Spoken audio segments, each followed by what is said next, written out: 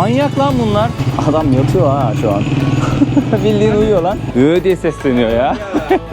Oo, bizim ayrana da benziyor ha. Yine bir camiye geldim. Yine bir sinyalcilik. Babür döneminin en güzel mimarilerinden bir tanesi arkadaşlar. Badşahi Cami. Lahor kararı diye bir şey kabul ediliyor. Nedir bu? Buradaki Müslüman topluluklarının bağımsız bir devlet kurma hayali. Paraların üzerinde gördüğümüz kişi Muhammed Ali Cinnah. Kendisi Pakistan'ın kurucusu ve ilk valisi olarak geçiyor. İslam Cumhuriyeti arkadaşlar. Pakistan İslam Cumhuriyeti. Ekmek yerine paratha yiyen de görebilirsiniz. Oldukça fazla. Eski Lahor sokaklarında yürüyoruz şu an. Eski şehrin içerisindeyiz. Tarihi şehrin içerisindeyiz. Ya belli karmaşayı gözünüzden atınca harbiden kemer altına benzettim burayı. Bu tarz coğrafyalarda en çok üzüldüğüm küçük çocuklar, özellikle kız çocukları ve hayvanlar. Abi biz nasıl bir yere geldik ya? Biraz önce şunlardan biri yanıma kadar geldi, dibime kadar geldi. Şöyle yere indi, güvercin kovalıyordu bir tane. Yiyecek mi, ne yapacak? Hayvanı kovalıyordu ya. Yere indi böyle, biraz bakındı etrafa, devam etti sonra. Baksana ne kadar yakından uçuyorlar. Şahin ya da Doğan arkadaşlar bunlar. İkisinden biri. Şehrin göbeğindeyiz ha şu an. Şehrin göbeğindeyiz. Dibimizde uçuyorlar ya. Bayağı dibime kondu, yanımdan uçtu. Aa dedi, bize saldıracak herhalde. Bizi kapacaklar. Manyak lan bunlar. Küçük güvercinler falan var. Ufak ufak kuşlar var. Onların peşindeler. Canlı canlı yiyorlar herhalde yakalayıp. İlginç. Lahor'dayız arkadaşlar. Pakistan'ın Lahor kentindeyim. Hindistan sınırına yaklaştım. Çok yakın bir noktadayım. 20 küsür kilometre falan buradan Hindistan sınırı. Herkese selamlar, sevgiler. Nasılsınız? Umarım iyisinizdir, keyfiniz iyidir, sağlığınız iyidir. Ben biraz tırstım oradan geçerken. Bu kadar yakına geldiklerini de bilmiyordum ya. Arkadaş, bir şehrin göbeğinde Şahin Doğan olabilir mi ya? Böyle bir şey olabilir mi ya? Araba değil miydi oğlum onlar? Biz onu sokakta böyle yanlaya yanlaya giden, içerisi de 5-6 tane erkek olan araçlar olarak bilirdik yani. Hayvanını, canlısını da ilk defa gördük. Şaka şaka. Peru'da gezerken, dağlarda gezerken görmüştüm. İşin esprisi. Lahor'dayım arkadaşlar. Bu videoda Lahor'un ilk gününü sizlerle paylaşacağım. Dün akşam geldim, birazcık dinlendim. Zaten bir önceki videoyu hatırlayanlar o hikayeyi biliyordur. Hep birlikte Lahor'u gezeceğiz. Birazcık sakin gözüküyor etraf şu an için. Erken çıktım dışarı. Karnım acıktı. Kahvaltı yapmak istedim çünkü. Umarım keyifli bir video olur, güzel bir video olur. Çayınız hazırsa, kahveniz hazırsa, atıştırmalıklarınız hazırsa, bak dilim dönmüyor, acıktım çünkü. Çok acıktım, ben de dilim dönmüyor. Yemeğiniz masadaysa videoya başlayabiliriz arkadaşlar. Burada 2 tane trafik polisi var. Peşaver'de şunu öğrendim. Trafik polisi sizi durdurduğunda ehliyetinizi vermemeniz gerekiyormuş. Verdiğinizde daha çok ceza kilitliyorlarmış. Dur şuradan devam edelim biz yolumuza. Ehliyeti verince daha çok ceza kilitliyorlarmış. O yüzden birkaç kere böyle şahit oldum. Vermiyorlar ehliyetleri, tartışıyorlar polise. Diyorlar ki en azdan cezayı yaz, tamam kabul. İşte ehliyet takmadı, kemer takmadı gibisinden. Ama ehliyet yanımda yok, hani evde unuttum diyorlarmış. Öyle yırtıyorlarmış arkadaşlar. Yeni yeni canlanıyor gibi her yer. Hava gördüğünüz üzere güzel, sıcak bir hava var. Zaten Lahor'un yapısı öyle. Kuru ve sıcak bir havası var. Yazın 50 dereceye yakın hava oluyormuş arkadaşlar. Kışında İzmir gibi düşünün. Yani öyle çok fazla soğuk hava olmuyor. 5-10 derece arası en soğuk hava. Gerçi İzmir'imizin ayazı meşhurdur ama burada kışlar o kadar sert oluyor mu çok emin değilim. Yollara baksana da. Hep çamur, düzensiz. Birazcık da pis gözüküyor açıkçası.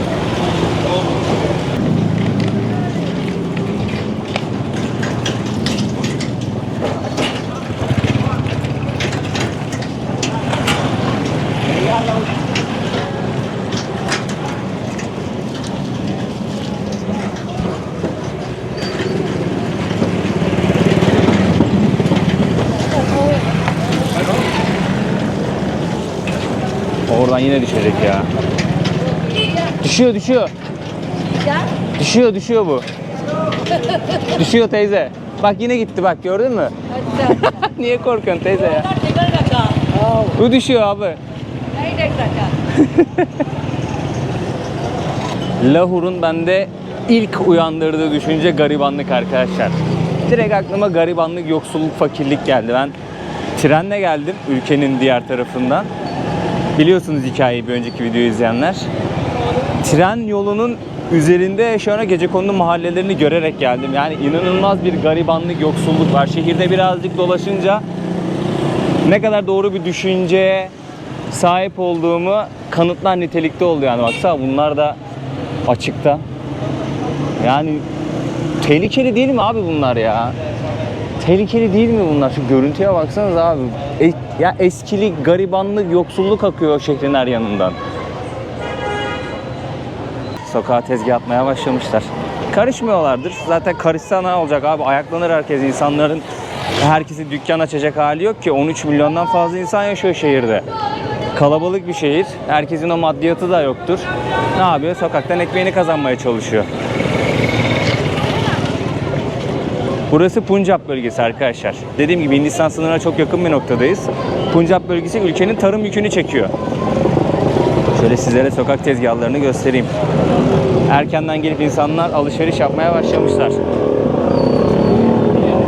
Baksanıza şu kablolara mablolara. Ya bir elektrikten anlayan birisi şunu bize açıklasın ya.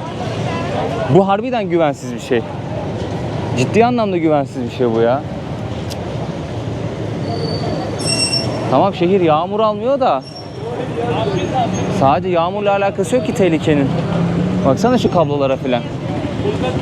Bu tarz böyle 3. dünya ülkelerinde, yoksul ülkelerde ya da böyle yönetimin halkı çok sallamadığı ülkelerde kablolar bu şekilde oluyor. Yani eski kabloyu çıkarıp yenisini oraya takmak daha maliyetli oluyor. O yüzden çok mantıksız bir şey yapıyorlar, güvensiz bir şey yapıyorlar. Eski kabloyu orada tutup yeni hat çekiyorlar. Hello. Ha seni mi çekeyim? Diye sesleniyor ya. How are you? You good? Gözlere bak lan. Masmavi. Abi yakışıklı ha. How are you abi? Good? Good alhamdulillah. Good? You from Lahore? Abi buralı mısın diye sordum. Buralıyım dedi. Sharmi. Shar Market. Tamam. Burası bir market sanırım.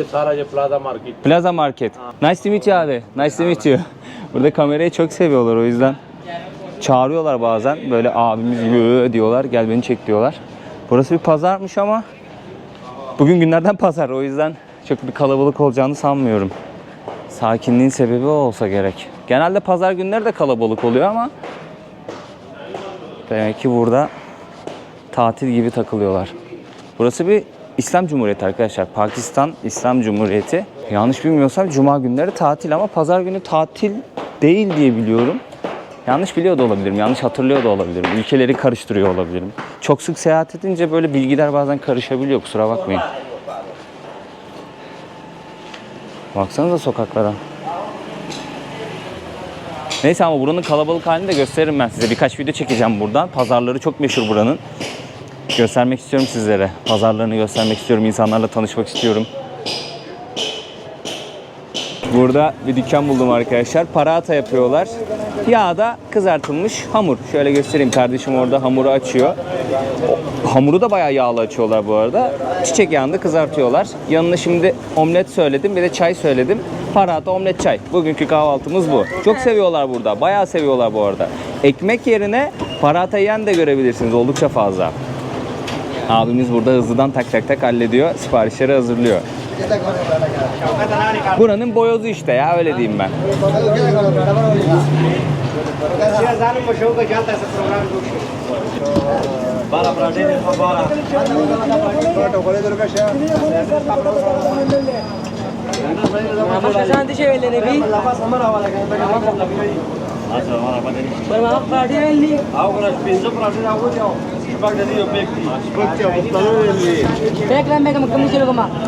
Kahvaltımız hazır arkadaşlar.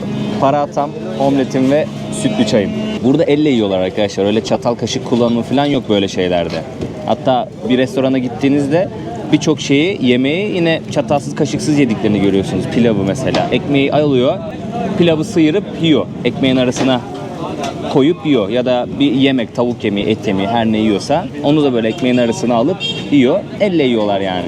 Ben ama kendime bir kaşık söyledim. Çok sıcak çünkü paratha, böyle rahat ayırayım diye. Sanki Kemeraltı'nın ara sokaklarında geziyor gibiyim ha. Baksanıza kadınların kıyafetlerine. Bu yöreye ait kıyafetler olsa gerek. Kadınların giydiği rengarenk. Üzerinde bir sürü desen var, işleme var, nakış var. Renkli olması güzel görünüyor, hoş görünüyor ama kumaş kalitesini bilemeyeceğim tabii. Yani göze güzel gözüküyor. Kültürel gözüküyor. Ya belli karmaşayı gözünüzden atınca harbiden kemer altına benzettim burayı. İzmirliler anladılar, bilirler. Orası gibi karma karışık bir yerdir diye düşünüyorum. Haritada büyük ve böyle sokakların iç içe geçtiği bir yer gibi gözüküyor. Çünkü burası eski bir yerleşim yeri. Eski Lahor sokaklarında yürüyoruz şu an. Eski şehrin içerisindeyiz. Tarihi şehrin içerisindeyiz. Biliyorsunuz İzmir Kemeraltı'da tarihi şehir. Tarihi sokaklar. Güzel kemeraltımız. İzmir de güzel şehir de işte turizmcilik açısından yazık etmişler. Yerleşim planlama açısından da yazık etmişler bu arada. Yani hayatımda gördüğüm en kötü planlanmış şehirlerden bir tanesi. Dünyada böyle sayılı güzellikte bir şehir olacakken o kadar kötü bir şehirleşme var ki. Neyse. Hiç girmeyelim şimdi bu topa.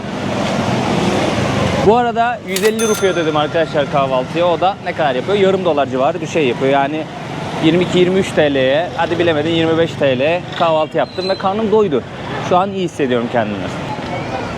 Ablalar nasıl bakıyor bana? Elde kamera var ya. Kız ne yapıyor bu kız? Video çekiyorum ablam. Ekmek parası. Bizim işimiz de bu. Bazı arkadaşlar soruyor sen bu kadar geziyorsun ama parayı nereden kazanıyorsun diye. İşim bu arkadaşlar.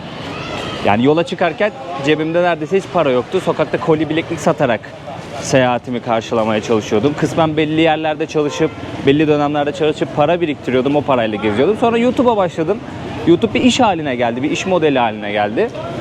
Ve artık video çekerek sizlerin de sayesinde, sizlerin de desteğiyle izledikçe, beğendikçe, yorum yaptıkça, işte maddi destek olanlar da oluyor. Süper teşekkürle, katıl butonuyla.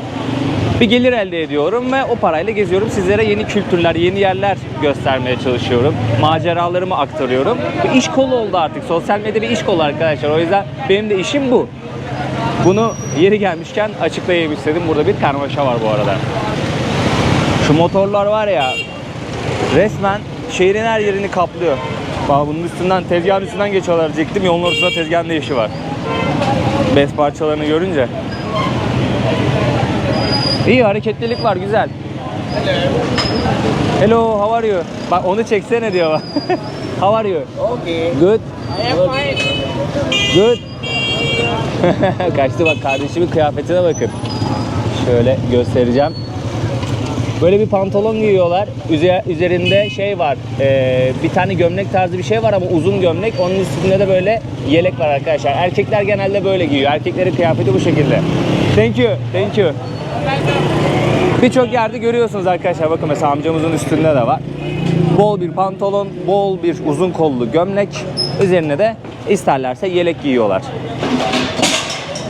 Abi ne yapıyor burada? Selamünaleyküm abi.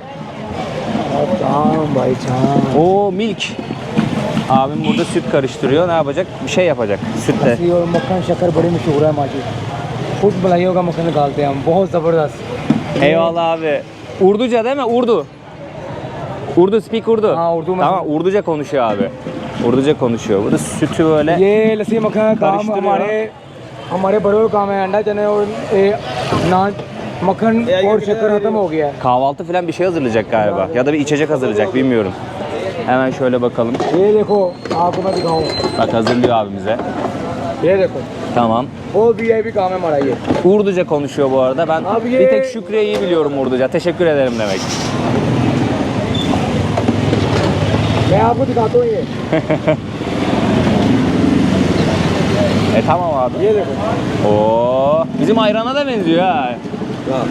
Ayrana da benziyor bak, şovunu da yapıyor ha kral. दो गला सुनाओ Bizim ayran tarzı bir şey bence bu. ये मलाई डाल दिया मैंने भी Oo, excellent köpürttü köpürttü. जबरदस्त Zıbardas abi.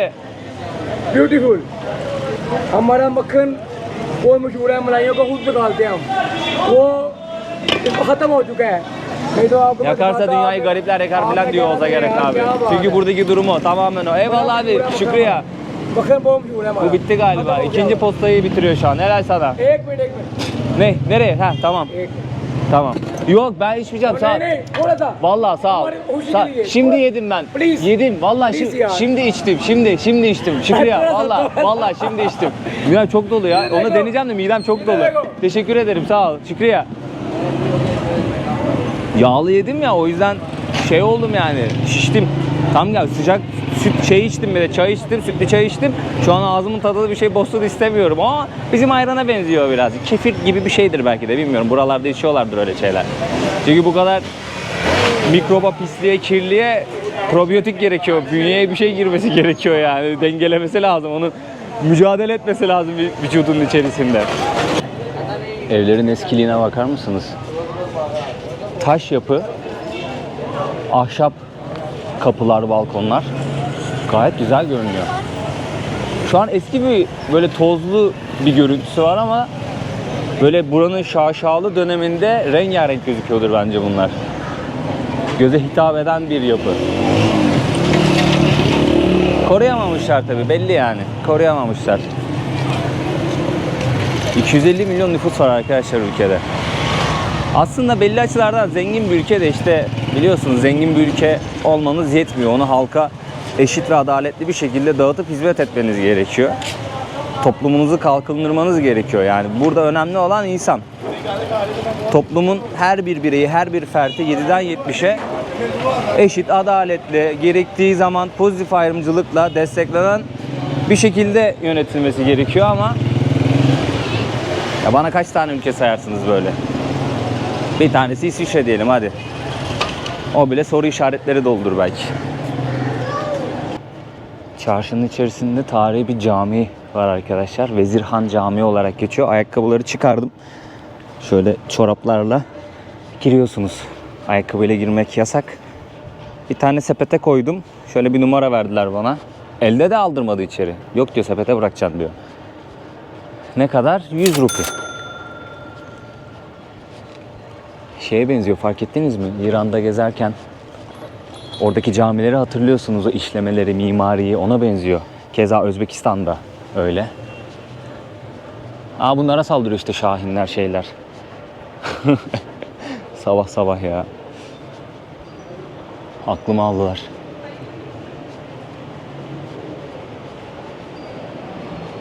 Avludan şeye kadar geldik. Herhalde namaz kılındığı zaman buralarda da kılıyorlar yani. Burası avlu ama avluda da kılıyorlardır diye düşünüyorum.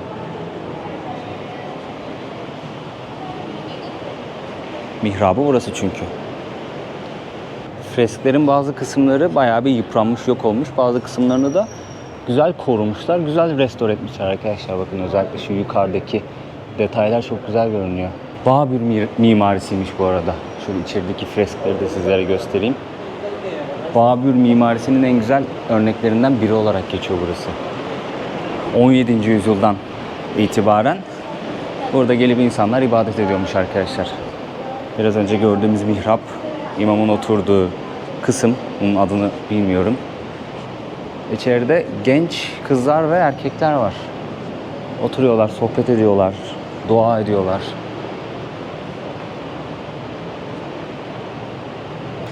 Dayı bıraktım bunu. Aldım ayakkabıyı. Şu camide yapılan sinyalciliği hiç sevmiyorum ya. Ben sana neden ayakkabımı bırakıyorum? Neden sana para veriyorum? Leş gibi zaten abi. Avluda niye ayakkabısız dolaşıyorum yani? Bak Mescid-i Emevi'ye gittik mesela. Koyduk ayakkabımızı çıktık Suriye'de. Şam'da. Koyduk ayakkabımızı çıktık abi. Kimseye bir para vermedik, bir şey vermedik. Güvenli bir şekilde koyduk çıktık. Ben niye burada sana para veriyorum? Bak bu olayı hiç sevmiyorum ya. Allah'ın evi değil mi burası kardeşim yani? Kapatıyorlar filan bazen böyle insanları içeri almıyorlar. Girerken para alıyorlar. Ya Allah'ın evine niye girerken para veriyorsun? Ya da niye kapalı olur ya? Allah'ın evi kapalı olabilir mi ya? Böyle bir mantık var mı? 7/24 açık olması gerekiyor. Ben sana niye mesela 100 rupi verdim? Giderdim bir çocuğa kahvaltı ısmarlardım. Farzı misal. Sevmiyorum böyle mantıksız şeyleri. Sinyalcilik başka hiçbir şey değil ya.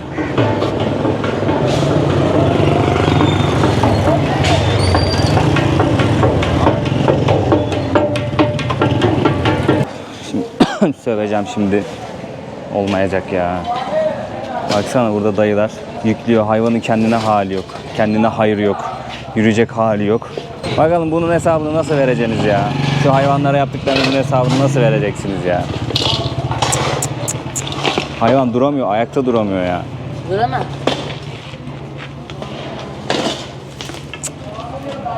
O kadar zorladı ki hayvan bak. Duramıyor. Ayakta duramıyor ya. Hayvan ayakta duramıyor. Hala koymaya çalışıyorsunuz. Bu tarz coğrafyalarda en çok üzüldüğüm küçük çocuklar, özellikle kız çocukları ve hayvanlar. Yani gördüğünüz hayvanın hali yok yani. Ayakta duracak hali yok, mecali yok, sırtı yara içinde. Üstüne bir de bir sürü kilolarca, ya eşek bile değil la, sıpa ya, yavru ufacık ya. Ya burada 1000 tane genç var. Hadi dağda bir yerde yaşadın diyelim, tamam mı? Ona hadi eyvallah, bir şey demiyorum ona. Hadi dağda yaşadın, kendini sırtlayamadın, eşeğe, katıra yükledin, ata yükledin, çıkardın. Hadi bir şey demiyorum ona. İnsan gücün az orada diyelim. Ha 50 tane genç bekliyor köşede, takılıyorlar orada. Ver cebine para koy 2 tane gencin. Takılıyorlar boş boş. Koy 2 tane para cebine. Ne hayvana ne zulmediyorsun orada ya. Ayakta duramıyor hayvan. Ayağı titredi resmen. Ağırlıktan işedi hayvan ya. Boş boş takılacaklarına 2 tane çuval taşısınlar, harçlık kazansınlar. Şekil şekil giyinmişler, köşede oturuyorlar orada.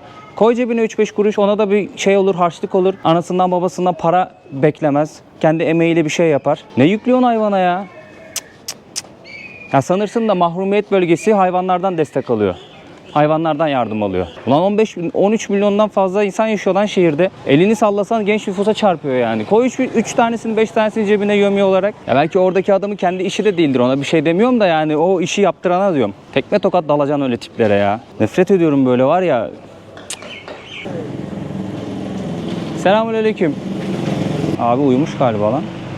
Aa vallahi uyuyor adam ha. Vallahi uyuyor adam. Adam yatıyor ha şu an.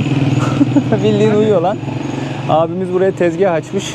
Aynası var. Burada ekipmanları var. Şöyle göstereyim. Makasını, jiletini, köpüğünü, suyunu. Burada sokakta tıraş ediyor. Bunu Pakistan'da çok sıklıkla görebiliyorsunuz arkadaşlar. Afganistan'da da görmüştük, hatırlıyorsunuz. Burada böyle sokakta tıraş ediyor. Kötü de kesmiyor gibi sanki ha, baksana. Suyu da var, ıslatıyor da. Tamam, daha ne olsun ya? Oh mis. Daha ne olsun? Kolay gelsin abi. Dayım da tarz bu arada. Tam türkücülere benziyor, yemin ediyorum. Vallahi türkücülere benziyor dayım ya. Birazdan böyle bir gazel patlatacak bize. Eman eman eman diye.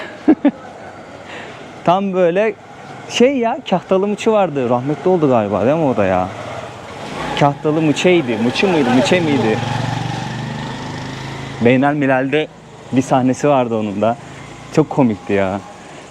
Güzel film bu arada. Beynel Milal izleyin arkadaşlar. Çok güzel film. Şimdi burası yine sakinleşti. Kalabalığa doğru yol alıyorum ben. Karşıda bir sürü uçuyor arkadaşlar. Yine bir şeyin peşindeler onlar. Bir hayvan ölüsü mü gördüler? Avlanabilecekleri bir alan mı burası? Çok emin değilim ama bir şey görmüşlerdir ki burada grup halinde uçuyorlar. Şimdi burası bir dönem dünyanın havası en kirli, en pis şehirlerinden biri olarak seçilmiş arkadaşlar. 1 numaraya yerleşmiş. Sanırım 2022 yılıydı. O günden sonra 1 numaradan düşmüş. Ama ve lakin hep dünyanın havası en pis, en kirli şehirlerinden bir tanesi olarak anılmış Lahore. Şimdi Lahore'u birazcık incelediğim zaman, şimdi burada yoksulluk var, garibanlık var. Birazcık böyle çevreyi gezdiğiniz zaman, dikkatli gözlem yaptığınız zaman ve mahalleleri incelediğiniz zaman harbiden böyle insanlar çöplük, pislik içerisinde yaşıyorlar. Ne yazık ki durum öyle. Şimdi öyle bir koşul, burada bir sürü böyle fare, mare bilmem ne hayvanların da çoğalmasına sebebiyet veriyor. Bu doğanlar, şahinler avlıyorlarmış arkadaşlar. O tarz hayvanları avlıyorlarmış. Avlanma alanı oluşturuyormuş doğanlara ve şahinlere bu pislik, çöp. O yüzden burada bayağı bir çoğalmışlar. Bir de şöyle bir şey yazıyordu internette. Buranın hava koşulları ve yapısı bu tarz yırtıcı kuşların yaşaması için güzel bir koşul oluşturuyormuş. O yüzden doğan ve şahinleri şehrin içerisinde görebiliyormuşuz biz de. Sağ tarafında bu arada şey var, kale var. Açıksa ziyaret ederiz. Açık değilse şöyle göstermiş olayım sizlere. Babür döneminden kalmış arkadaşlar. Biliyorsunuz buranın tarihi eskilere dayanıyor. Bayağı eskilere dayanıyor. Ondan bahsedeceğim ama önce arkadaşları göstermek istiyorum. Kriket oynuyorlar. Buranın milli sporu diyebilirim. Hindistan'da, Bangladeş'te, Pakistan'da, Afganistan'da bildiğiniz milli spor kriket. En çok oynanan oyun. Bak bak koştular. Beyzbolun biraz farklı versiyonu. Bak şimdi topu atacak. Gerildi. Attı. Aha vuramadı. Şu taş var ya. Burası sınır. Şurada adım alıp atmak zorunda. O da gelen topa elindeki tahta parçasıyla vurmak zorunda. Yapıştır kanka. Çak. Hadi. Ya. Sen de bu iş. Sert galiba ha o top. Ha vuramadı. İyi atıyor. Yere sektirerek atıyorlar bir de. Good job. Burada da oynuyorlar bak. Mahalle arasında da oynuyorlar.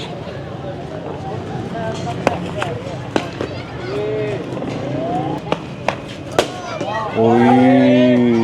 Fena vurdu. Bir şeye çarptı. Tellere çarptı galiba. Tamam vurunca sıra mı değişiyor? Ne oluyor?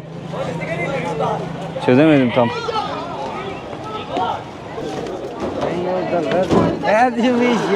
Yine bir camiye geldim. Yine bir sinyalcilik. Ayakkabıyı elime vermiyorlar.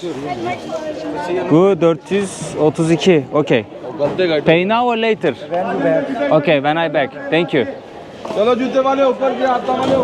432 arkadaşlar. Şu arkamdaki kısma ayakkabıyı bıraktık. Yine bir sinyalcilik. Camiye girerken ayakkabıları bırakmak zorundaymışsınız. Elimi alayım diyorum. Yok olmaz diyor. Elini alıp giremezsin diyor. Selamünaleyküm abi. Burada silahlı korumalar var arkadaşlar. Badşahi Camii'nin olduğu yere geldim şimdi. Yani burası avlu, leş gibi. Aynı o biraz önce gittiğimiz cami gibi yürüyorsunuz yani. Pis yerler ama basıyorsunuz. Neyse. Babür döneminin en güzel mimarilerinden bir tanesi arkadaşlar. Badşahi Cami. Biraz kötü bir zamanda geldik ama güneş tam karşımızda, o yüzden renkler çok belli olmuyor. Kırmızı kireç taşından yapılmış. Yani rengini veren o. Mermerden inşa etmişler bir de. Hepsi karışınca böyle bir renk ve doku ortaya çıkmış arkadaşlar. Babür döneminde 1600'lü yılların sonunda yapılmış burası. Sömürge döneminde burası bir askeri üs olarak kullanılmış Britanyalılar tarafından. Yarım kaldı. Bu sömürge dönemini anlatacaktım sizlere. Biliyorsunuz Hindistan çok uzun yıllar Britanyalıların sömürgesi olarak kaldı. Bu coğrafyalar hep sömürüldü. Şu an Pakistan olarak bildiğimiz ülke de bu Hindistan'a dahildi o zaman. Sömürgeye dahildi. Bangladeş'te keza öyle. 1940 yılıydı sanırım, yanlış bilmiyorsam. Lahor Kararı diye bir şey kabul ediliyor. Nedir bu? Buradaki Müslüman topluluklarının bağımsız bir devlet kurma hayali. Pakistan'ın ortaya çıkışı aslında bu. Lahor Kararı bu şehirde imzalandığı için o isim verilmiş. İmzalandıktan sonra Pakistan'ın bağımsız olma yolu açılıyor. Bağımsız bir devlet olma yolu aralanıyor. 1947'de yanlış bilmiyorsam bağımsızlığını kazanıyor Pakistan. Tabii o dönemde burada Hint nüfusu daha fazlaymış. Yani neredeyse burada yaşayan insanların 3'ü Hintmiş. Burada yaşayan kalabalık grup Hint olmasına rağmen çevredeki Müslümanlar buraya geliyor. Buradaki Hintler de şu anki Hindistan topraklarına gidiyorlar. Böyle bir değişim oluyor, mübadele oluyor. 1947'de dediğim gibi Pakistan bağımsızlığını ilan ediyor. Bir İslam Cumhuriyeti burası. Günümüzde de bu şekilde adlandırılıyor arkadaşlar. Paraların üzerinde gördüğümüz kişi Muhammed Ali Cinnah. Adını umarım doğru hatırlıyorumdur. Kendisi Pakistan'ın kurucusu ve ilk valisi olarak geçiyor. Muhammed Ali Cinnah. O yüzden her yerde fotoğrafını görmeniz mümkün. Portresini görmeniz mümkün. Paranın üstünde de kendisi var. Pakistan'ın tarihi bu şekilde arkadaşlar. Böyle kısa bir tarihi bilgilendirme de yapayım istedim. Babür mimarisi güzelmiş bu arada, yani onu net bir şekilde söyleyebilirim. Hoş gözüküyor, çok hoş gözüküyor. Ama bizim bildiğimiz cami mimarisinden, tasarımından bayağı bir uzak. Yani avlu geniş ama hani namaz kılınan yerleri böyle biraz daha, bizim camiler iç kısmı büyüktür ya, avlusu daha farklıdır. Öyle değil. Bizimkilerden farklı. O yüzden mantık yürüttüm, yani şu şekilde avluda da namaz kılıyorlar. Yere seccade atıyorlardır, halılar seriyorlardır. Avluda da namaz kılıyorlardır. İçeride de namaz kılan var. Hemen mihrap karşımızda. Rengi çok güzel ama biz ters açıda kaldık. Mesela bak, güneş şu an bizim olduğumuz tarafta hemen hemen. Buradan karşıya bakınca renk çok güzel gözüküyor. Ama asıl karşıdan baktığımızda öyle gözükmesi gerekiyor ki fotoğraflarımız güzel çıksın. Buraya giriş ücretsiz bu arada, onu söyleyeyim. Sadece ayakkabınızı bırakıyorsunuz dışarıda. Ya çok büyük sinyalcilik o ya. Kardeşim bir sürü asker ve polis var. Koy oraya ya da oraya koymama izin ver yani. Adam diyor ki oraya koyma diyor, şeye ver diyor. Oradaki görevliye ver diyor. Ya diyorum niye dursun burada, ne yapacak? Sen varsın. Biri gelip önünden mi çalacak yani? Çalmaya müsaade ediyorsan çalmalarına, senin orada ne işin var? Kalede hemen caminin karşısında kalıyor arkadaşlar. Şurası kalenin girişi. Bayağı güzelmiş ama bahçe.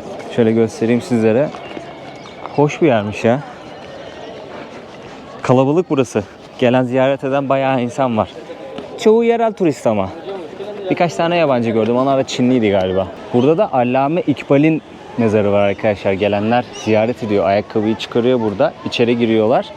Orada bir mezar var. Önünde dua ediyorlar. Şöyle bir şeye dikkat ettim ama dua ederken. Telefonu bir yakınına veriyor. Mezarın başına gidiyor. Dua eder gibi böyle ellerini açıyor. Fotoğraf çekiliyor. Hemen eller iniyor. Telefonu alıyor. Hop.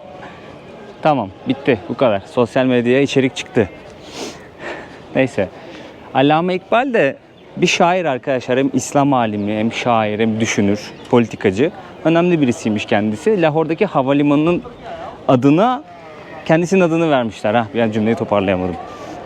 Önemli birisiymiş yani Allame İkbal. Muhammed İkbal'miş sanırım asıl ismi. Allame mahlası mı oluyor? Ünvan mı oluyor? Ünvan galiba. Alim gibi bir şey demek galiba Allame. Unuttum şimdi. Rapçi vardı Allame. Güzel de müzik yapar. Öyleydi arkadaşlar. Yani Lahor'daki ilk günümü sizlerle paylaşmak istedim. Burası işte eski şehrin hala sokaklarında dolaşıyorum. Şöyle yapıları görüyorsunuz. İleride renkli renkli evler var. Bayağı da kalabalık bir grup var. Şöyle güneş geliyor ama gözüküyor mu evler bilmiyorum.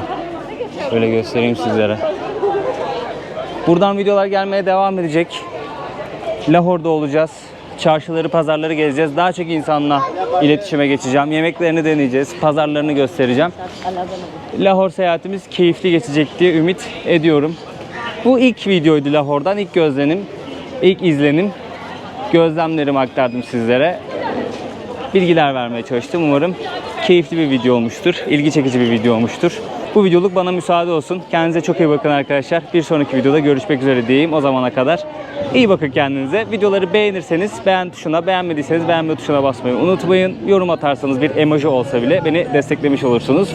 Kanalıma abone olmayan bir sürü izleyicim var. Onlar da kanalıma abone olarak bana destek olabilirler. Görüşmek üzere diyorum. Kendinize çok iyi bakın.